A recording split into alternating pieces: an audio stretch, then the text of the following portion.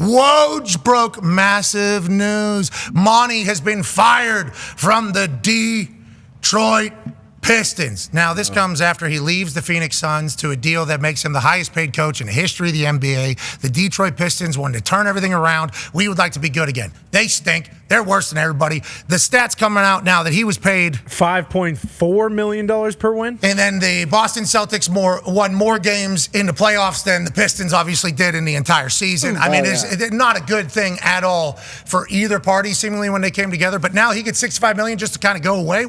How's this? Is this normal? And what does this mean for the Detroit Pistons, Shams? Last season did not go well. They made history with the longest losing streak in NBA history. Just overall, Tom Gore's ownership, everyone around that organization at that level, even players, they were all through with Monty Williams. And at the end of the day, they hired a new president, Trajan Langdon.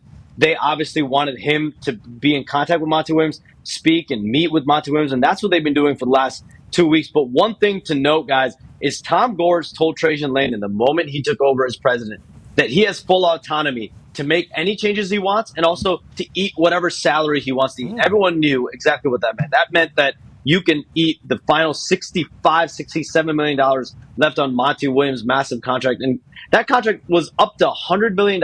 It included healthcare benefits. It included access to a private jet.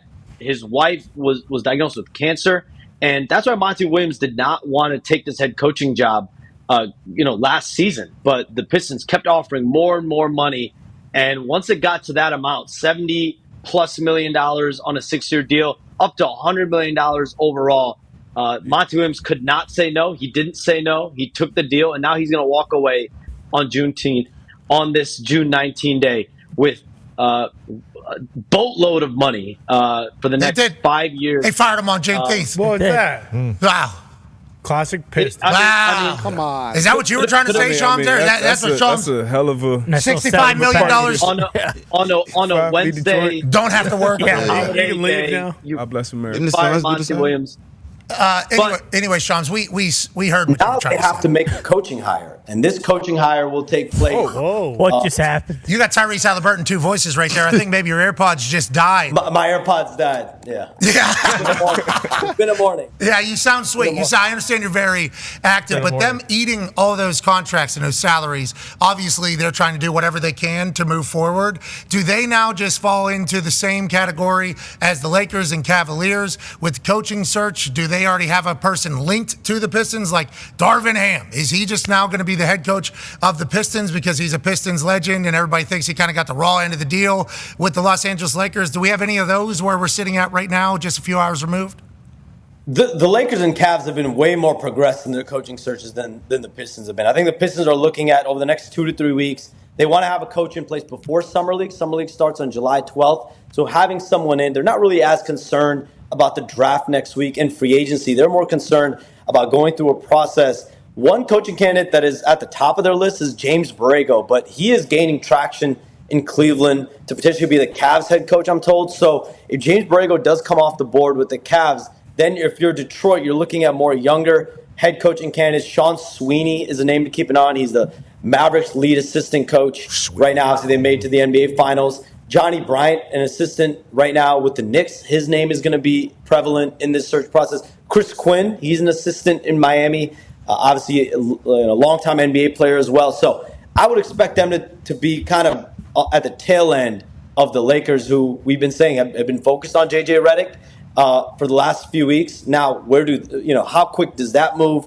The Cavs seem like they're progressed. I would expect the Lakers and Cavs to come off the board before Detroit. Okay, I didn't hear Darvin Ham at all there. I heard a complete opposite direction. That's what that hurt. I have not heard Darvin Ham's name yet with the Pistons. Okay, let's go to the Lakers now. J.J. Redick, obviously, but there's a new coach. Go ahead, D. Yeah, like Pat just mentioned, you said J.J. has been the front runner since May 24th, now that Monty Williams is available. Any chance he goes and visits the Lakers? I know they had some type of conversation before he took the job in Detroit, but any chance that happens there?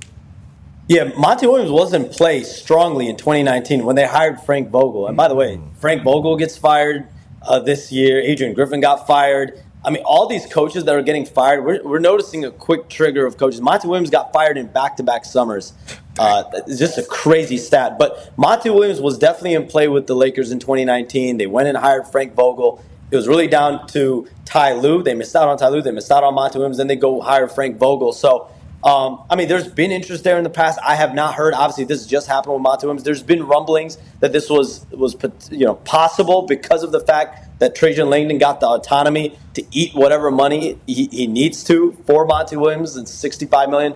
I have not gotten the sense yet that Monty Williams is in the picture here.